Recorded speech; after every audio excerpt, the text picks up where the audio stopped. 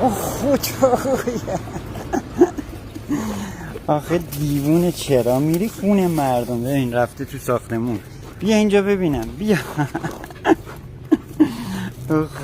خدا همین کارا رو کردی که اخراجت کردن دیگه. همین کارا رو کردی اخراجت کردن.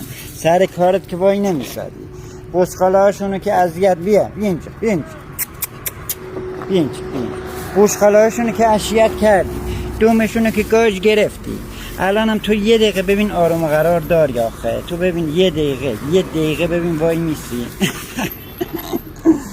بیا اینجا، یه تا غذا تو بدم قشنگه. نرو تو ساختمون مردم دیوانه. آخه مگه تو مفتشی؟ همه جا باید سر در بیار. ببین هم میری ساختمون مردم چه کار کنی؟ اینجا جلوتر. ببینا بیا.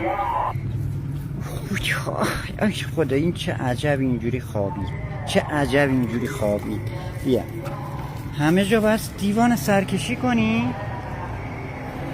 ببین اومد برای خورده باشه. اوه بیا اینجا. بیا اینم بذارم اینجا. سیمان بخور نوش جونت قشنگم.